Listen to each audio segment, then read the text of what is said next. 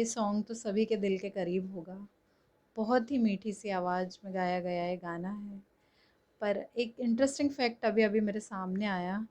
मैं सोच रही थी कि ये गाना लता जी के द्वारा ही गाया गया है, लेकिन ये जो गाना है, ये है 80 के दशक के सुनहरे दौर की एक पार्श्व गायिका सुमन कल्याणपुरी जी ने गाया है। और यही नहीं, इसके अलावा भी उन्होंने बेहद खूबसूरत से कई गाने गाए हैं, जिन्हें सुनकर हमेशा मैं तो यही समझती रही कि लता जी ही गाती हैं, लता जी के द्वारा ही गाए गए गीत हैं ये। तो मैं आज उन्हीं के बारे में बात करने के लिए यहाँ पर आई हूँ। तो सुमन कल्याणपुरी जी जो हैं, उनका जो जन्म था वो बांग्लादेश के ढाका में हुआ था 28 जनवरी 1937 को। फिर बाद में वे बॉम्बे शिफ्ट हो गए, वहीं पर उन्होंने अपनी संगीत की शिक्षा ली। उन्हें पेंटिंग का भी बहुत शौक था और इसके अलावा कुकिंग और कई सारी कलाओं में भी वे बेहद बेहद माहिर हैं। और जो उनका भारतीय सिनेमा का जो उनका करियर था वो स्टार्ट हुआ है 1954 की फ़िल्म दरवाज़ा से।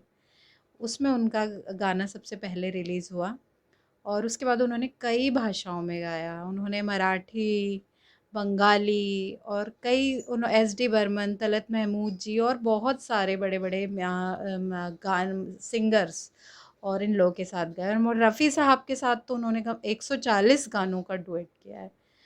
नाना करते प्यार तुम्हीं से कर बैठे और आजकल तेरे मेरे प्यार के चर्चे हर जुबान पर, ऐसे ही बहुत सारे गाने जो हम सुनते आए हैं और मुझे तो हमेशा यही लगता था कि हाँ, लता जी के द्वारा गाए गए हैं।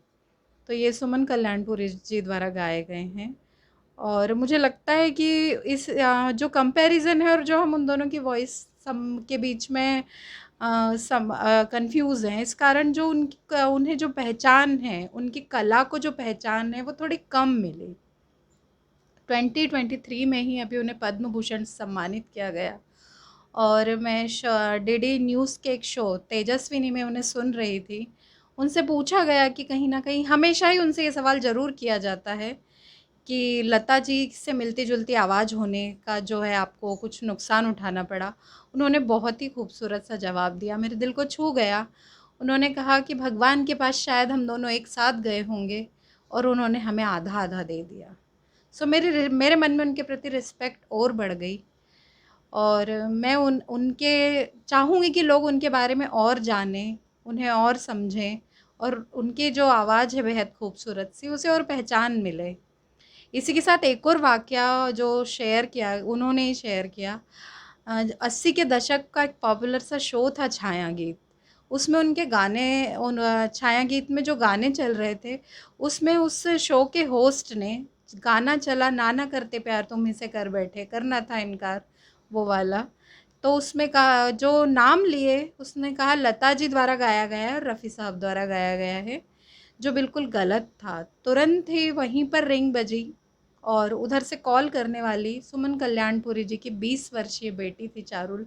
उन्होंने कहा ये गाना लता जी ने नहीं, मेरी माँ सुमन कल्याणपुरी जी ने गाया है।